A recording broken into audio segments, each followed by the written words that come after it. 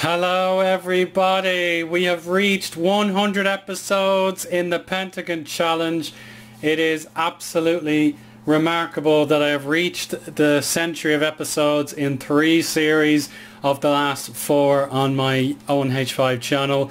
I don't know how I keep churning them out, but with the motivation that I've received in the last couple of months and even the last 2 years or 3 years or so, it just makes me want to play the game and succeed with you guys. And obviously the victory that you would have seen in the Copa Libertadores, that was the greatest payoff at least since FM 2015 when I won the FA Cup and nearly made the Europa League final. But this is the challenge that is posed in front of me, my quest to win the second of 5 continental trophies is not quite decided yet, but we're in a spot of jeopardy in the Mexican First Division closing stage as we have sunk to 14th after 6 games, and I cannot describe how bad we have played, but the obvious stat is that we've conceded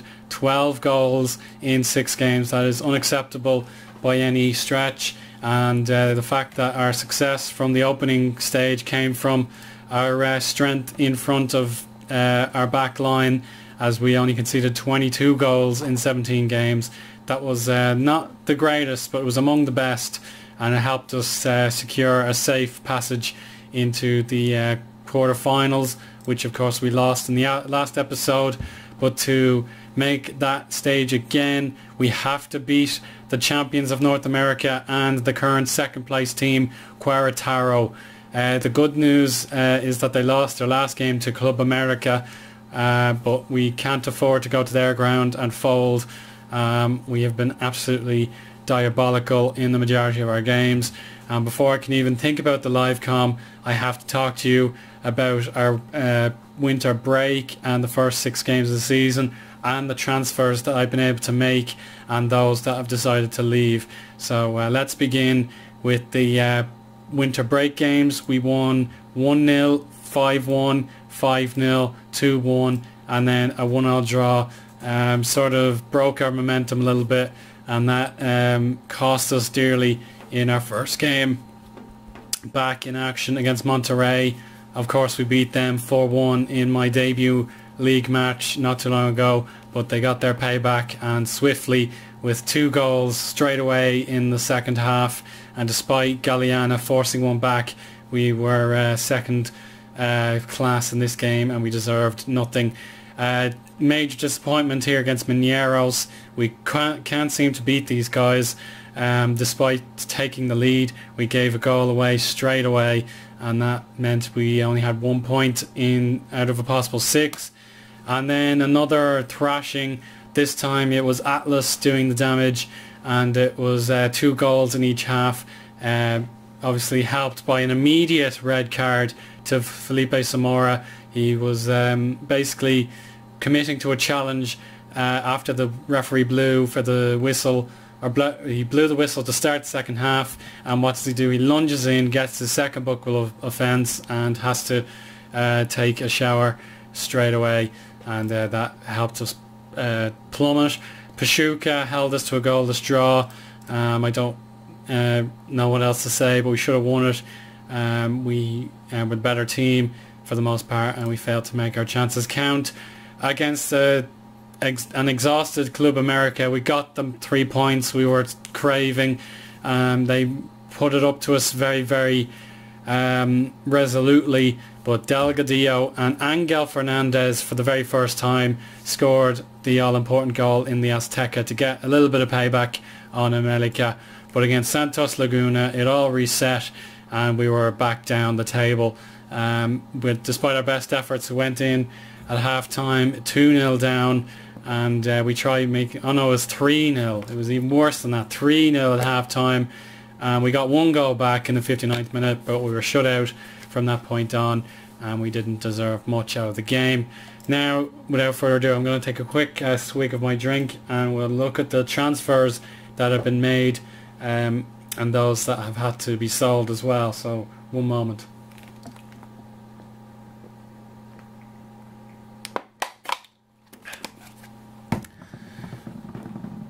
Okay, so the dates you want to look out for here are in December onwards, and we can begin with the players that I committed to bring in at the start of my tenure, but that were only allowed to join after the opening stage ended. So Guillermo Ibarra so far has played 3 games with 1 substitute appearance and has scored a goal and has assisted 1, so he's turning out to be pretty useful despite his difficulties in breaking into the Toluca team. He was a bright star to begin with, but then he faded and Toluca wanted him out, so I decided to take him away. And then the player I brought back to Morelia, he was released, and I decided no, we should bring him back, and so far not so good, as he has he's played terribly in his opening 2 games. He was rated 6.3 against Atlas and then 6.2 against America, the game we actually won. So I'm a bit disappointed with him so far, but that's just the way it goes. We were weak on the right hand side, so I had to make an emergency loan, at least, well, I'm going to call it that. It's Omar Bravo. We brought him in from from Pachuca, sorry. He's here for 16 grand a month, and he's played 3 games from the start plus a substitute appearance, and he has provided 2 assists, which is very good. And the player that was brought in by the previous manager has finally made his debut for Morelia, and it is the 5th and final foreigner I'm allowed play in the league. It is Manuel Okoro, and he's at 23 years. He's at 23 years of age, and he has provided 7.45 average rating and 2 assists in his 4 starts, and he's going to make his 5th today, so I'm very excited to see what he can do. Particularly the debut against Mineros, or no, that was his first game at home, I think. He did absolutely brilliantly with an 8.1, against Monterrey 7.1, and Santos Laguna 7.7. And because Thiago handed in his transfer request to go to Chile to play for Colo Colo, I had to bring in a goalkeeper on short notice, and even though he's doing quite well, I had to look very, very hard for a replacement, and it's a youthful one with Juan Jose Gonzalez taking over as number 1. He's played 7 times in the league. He came from Tigres, but I had to pay the vast majority of the money brought in from Thiago to fund this transfer. It is mostly installments, which is great news. They accepted that.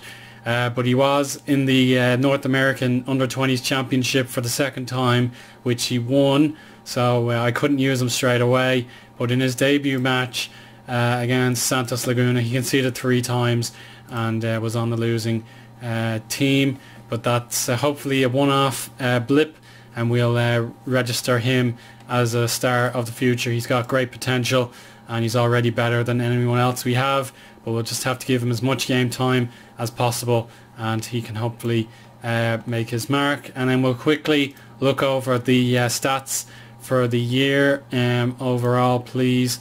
So the most appearances, Robles is on 21, Vitor 20, Vasquez, Diego Carlos and Rossi in the top 5. Thiago would be number 1 in that spot, but he's obviously gone. The goals have been provided by Galeana, Cota, Rafael and Delgadillo. They're all above 5. Wallace and Ricardo and Alvarez not far away on 4.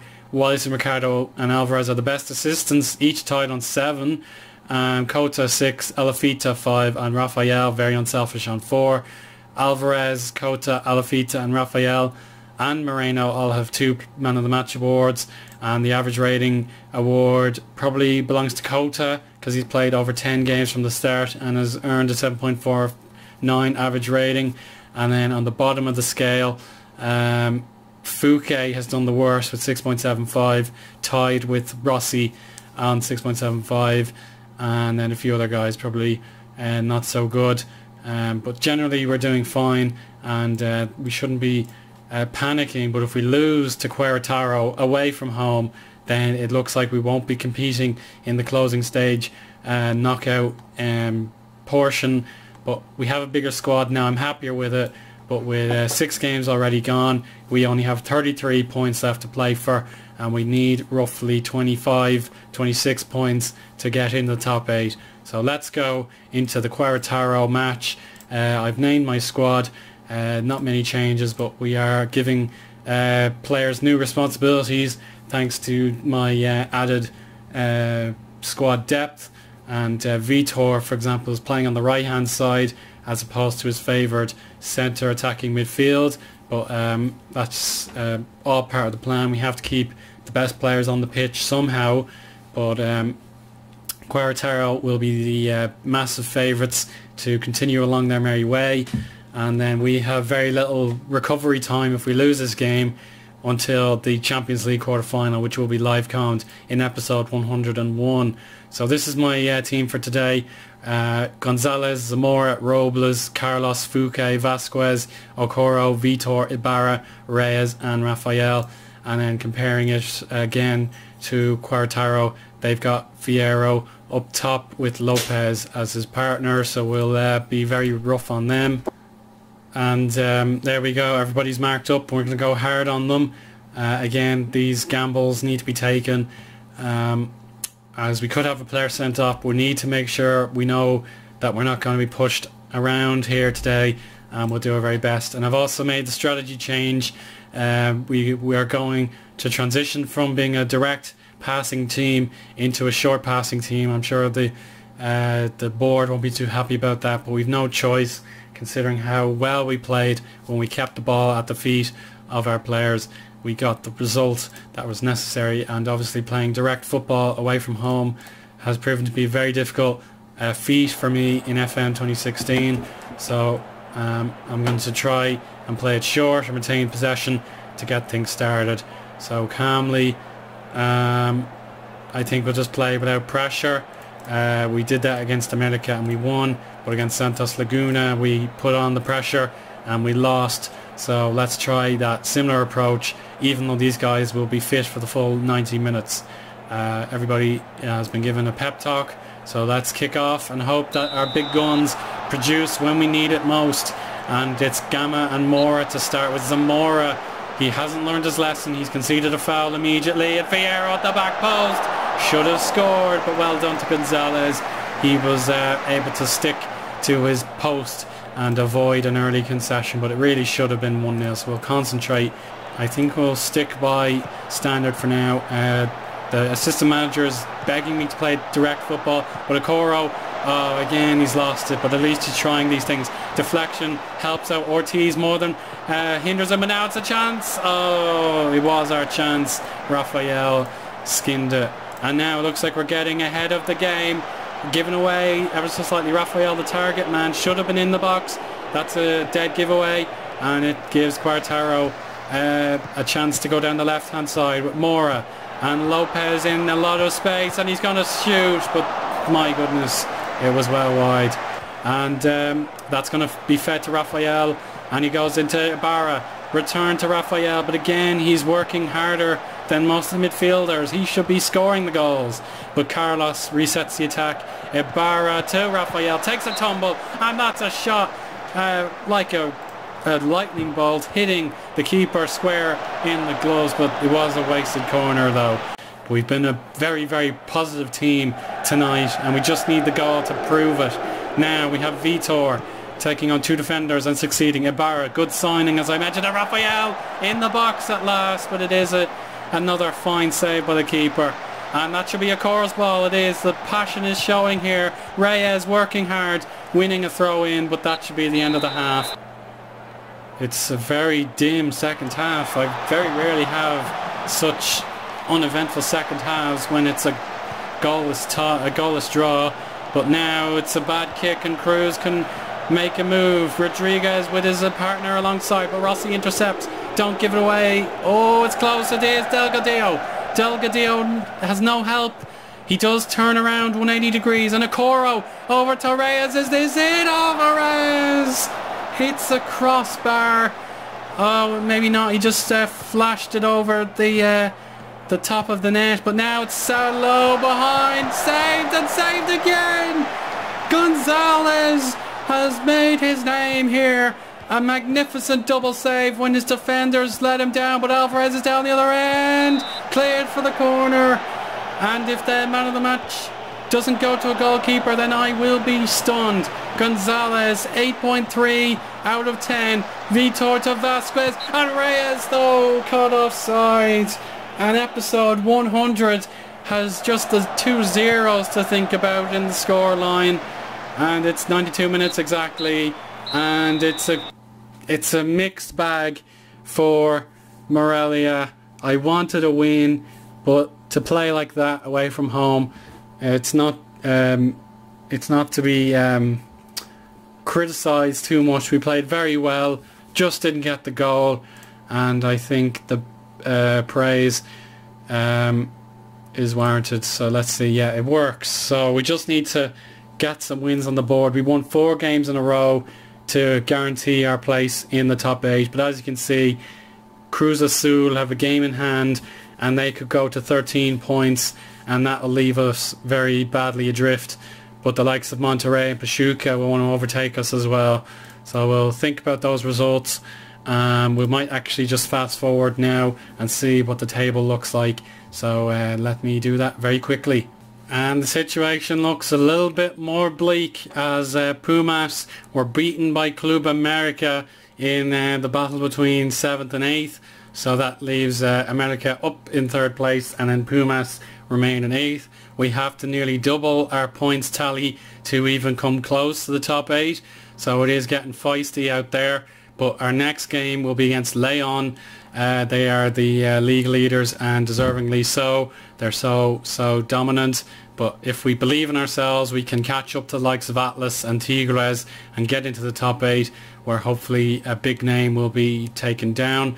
But the next game will be the all-important qualifiers, the quarterfinals against Tigres in the North American Champions League. That's where we want to be in this series. We want to win that tournament and make sure we can move on to the next continent without too much fuss. But Tigres will be a difficult opponent no matter how out of form they appear to be. But if we can do that, we can do anything.